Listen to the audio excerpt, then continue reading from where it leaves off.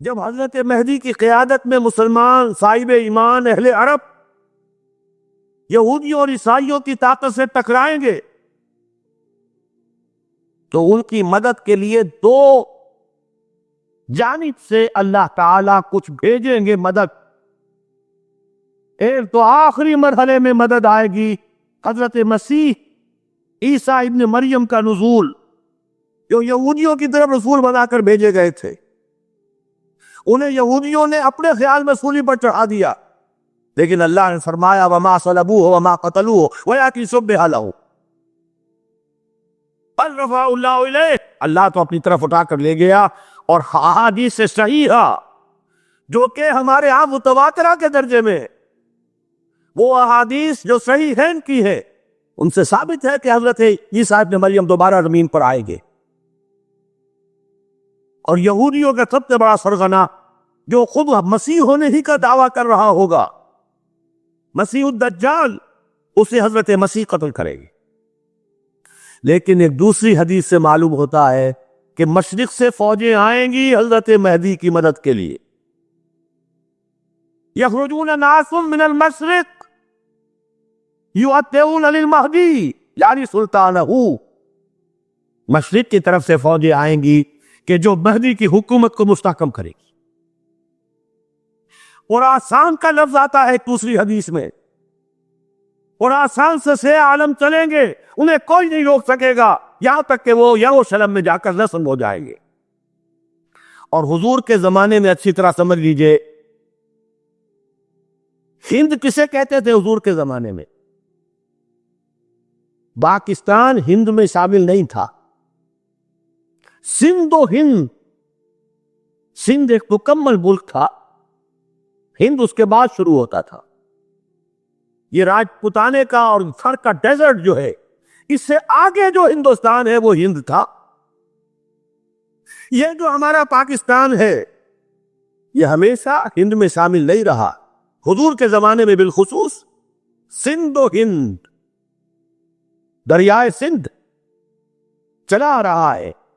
یہ ساری ٹریبیوٹریز جو پنجاب کے اندر اس کی ہے، یہ سب ایک علیحدہ ملک ہے جو اس زمانے میں سندھ کہلاتا تھا. اور نمبر 2 یاد کیجئے، اس زمانے میں خراسان ایک علاقہ تھا جس میں موجودہ افغانستان کا 2/3، تھوڑا سا حصہ ایران کا، اور جہاں تک میں تحقیق کر سکا ہوں آج تک پاکستان کا بھی علاقہ، خاص طور پر مالاکنڈ ڈویژن جو اس خراسان میں شامل ہے. خراسان سے عالم چلیں گے جو جا کر یروشلم میں نصب ہوں گے. یہاں بھی ایک نقطہ نوٹ کر لیجئے، پہلے بھی یروشلم ہم سے چھینا تھا. کس نے چھینا تھا؟ عیسائیوں نے، کروسیڈرز. واپس کون لیا؟ کس نے لیا؟ عربوں میں دم نہیں تھا، عرب عیاسیوں کی وجہ سے کھوکھلے ہو چکے تھے. واپس لینے والا صلاح الدین ایوبی، کرد خون. اب دوبارہ یروشلم لیا جا چکا. سینا کن سے گیا؟ عربوں سے. عرب واپس لے سکتے ہیں؟ کوئی اندیشہ اگر ہو سکتا تھا عراق کے بارے میں کہ شاید اس کے ایٹمک دانت نکل آئے، جو سازش کی گئی، جس طرح اس احمق اور پاگل صدام حسین کو دام میں پھنسایا گیا. 100 جال، دام کہتے ہیں جال کو، 100 دام اس میں جو پھنسا ہے، تو اگلا پچھلا کھایا پیا سب پگلوا لیا. اور ہے ہی کون؟ اس کے پاس ایٹمک ہتھیاروں کا ذخیرہ موجود ہے، اور کسی کے وہ ایٹمک دانت بھی نکلنے نہیں دے رہے. پاکستان کے اوپر کتنا دباؤ، اور ہمیں نہیں پتا کتنا کچھ دباؤ قبول کیا جا چکا. یہ تو سبھی مانتے ہیں. کیپ کر دیا گیا، روک دیا گیا، آگے تو نہیں بڑھ رہا، یہ تو سبھی مانتے ہیں. رول بیک بھی ہو گیا یا نہیں کچھ پتا نہیں، لیکن کسی صورت یہ نہیں تسلیم کریں گے، قبول کریں گے کہ کسی مسلمان ملک کے پاس ایٹم بم آ جائے. یہودیوں کے پاس ذخیرہ موجود، سب جانتے ہیں. بہرحال یہ جان لیجئے اس علاقے سے امید ہوتی ہے سندھ اور خراسان. حالات بہت خراب ہیں ہمارے، اور حالات بہت خراب ہیں افغانستان کے بھی، لیکن حالات کے بدلتے اللہ تعالیٰ کی مشیت کے تحت دیر نہیں لگا کرتے. سیرت نبوی میں مجھے نظر آتا ہے سن 10 میں 10 نبوی ہجرت سے 3 سال پہلے، 2.5 سال پہلے، کہیں سے کوئی امید کی کرن نظر نہیں آتی تھی کہ عرب میں اسلامی حکومت قائم ہو جائے گی. 10 برس ہو چکے محمد رسول اللہ کو دعوت دیتے ہوئے، اور ابھی تک بمشکل 125 آدمی ہے. اپنے بل پر، اپنے طاقت پر مکے میں رہ بھی نہیں سکتے. کیسے ہو جائے گا؟ کہاں سے ہو جائے گا؟ میں آج پوچھتا ہوں، کوئی سر بتائے، کہیں سے کوئی امید کی کرن اس وقت نظر آتی ہے؟ اس ماحول میں لے جائیے. اگلے 3 سال میں کیا ہو گیا؟ پہلے سال 6، اگلے سال 12، اس سے اگلے سال 72، اور بیعت عقبہ ثانیہ ہجرت، اور وہاں سے اب حضور کی طرف سے انیشیٹ شروع ہو گیا، انیشیٹو. تو ہم نہیں کہہ سکتے اللہ تعالیٰ کی قدرت، اللہ کی مشیت. یہ یقین ہے کہ دنیا کے خاتمے سے پہلے نظام خلافت قائم ہوگا، اور تمام دنیا میں ہوگا. ظاہر ہے کہیں پہلے کسی ایک جگہ سے ہوگا، جیسے حضور کے زمانے میں ہوا. اگر ایک وقت پوری دنیا میں ہو سکتا تو حضور کے دست مبارک سے ہوتا. اگر حضور کے دست مبارک سے بھی ایک ملک میں ہوا، جزیرہ نما عرب میں ہوا، پھر حضور کے امتی ہیں نا، ابو بکر ہے، عمر ہے، عثمان ہے، صحابہ کرام کی فوجیں نکلی ہیں، امتی ہیں. امتیوں کے ہاتھوں اس کی توسیع ہوئی. اب بھی یہی ہوگا، کسی ایک علاقے میں ہوگا. میرا گمان ہے، میں یہ اس یقین سے نہیں کہہ سکتا. گمان بھی میرا ان احادیث کی روشنی میں ہے جو میں نے آپ کو بتاتی اور موجود ہے اس کتاب کے اندر. علامہ اقبال نے بھی انہی کے حوالے سے کہیں کہا ہے، میرے عرب کو آئی ٹھنڈی ہوا جہاں سے، میرا وطن وہی ہے، میرا وطن وہی ہے. اس علاقے سے کچھ ہونے والا ہے اور ہوگا انشاءاللہ. میری زندگی میں نہ ہو، آپ کی زندگی میں نہ ہو، کوئی پرواہ نہیں. حضرت حمزہ تو شہید ہو گئے غزوہ احد میں. 5 سال کے بعد حضور مکے میں داخل ہوئے ہیں فاتح کی حیثیت سے. حضرت حمزہ کی نگاہوں نے، ان آنکھوں نے تو نہیں دیکھا، عالم ارواح میں اللہ نے کیا مشاہدہ کرایا ہوگا انہیں، وہ تو ہمیں معلوم نہیں. 5 صحابہ شہید کر دیے گئے مکے ہی میں. بہت بڑی کامیابی. اپنی جان لگا دیں، اپنے آپ کو کھپا دیں، اپنے آپ کو مٹا دیں. جس طرح روڑی کوٹ کر بنیادوں میں بھر دی جاتی ہے، ہماری ہڈیوں کا چورا بنا کر اور ہمارے خون کے اندر اسے بھون کر اگر وہاں ڈال دیا جائے، اس سے بڑی سعادت کوئی نہیں.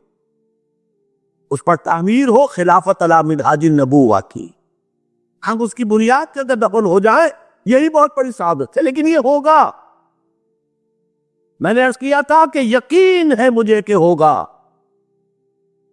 اور ہر صاحب ایمان کو یقین ہونا چاہیے کہ ہوگا. باقی یہ کہ یہ آثار ہیں اور احادیث بھی ہے، اور 400 برس کی تاریخ بھی بتاتی ہے کہ یہی سے ہوگا. 1000 برس تک سارے مجددین امت عالم عرب میں پیدا ہوئے.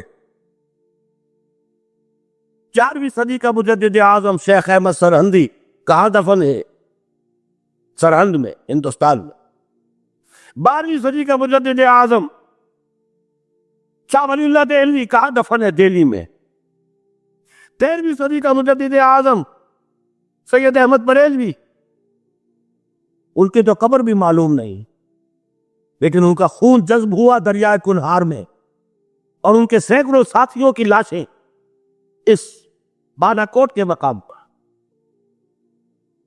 14ویں صدی کے مجدد اعظم شیخ الہند، لیکن ان کے ساتھ ساتھ اتنے اعظم رجال علامہ اقبال جیسا مفکر، مولانا مودودی جیسا مصنف، مولانا الیاس جیسا مبلغ کہیں اور ہمیں دکھا دیجئے آپ۔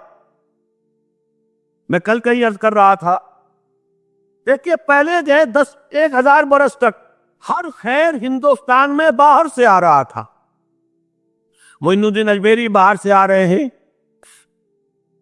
شیخ علی حجویری باہر سے آ رہے ہیں، سندھ میں جتنے اولیاء دفن ہیں سب کے سب باہر سے، ایران سے چلے آ رہے ہیں۔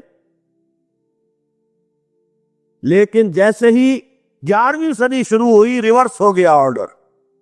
اب سلسلہ مجددیہ نقشبندیہ اب ہندوستان سے نکل کر پھیل رہا ہے، پورا افغانستان، پورا ترکستان، تمام یہ ترک ریاستیں جو آزاد ہوئی ہیں ابھی USSR کے خاتمے کے بعد، یہاں تک کہ سائپرس، جزیرہ قبرص، پورا ترکی جو اب بھی ہے موجودہ ترکی، سلسلہ مجددیہ نقشبندیہ کہاں سے چلا؟ ہندوستان سے پھیل گیا پورے عالم اسلام۔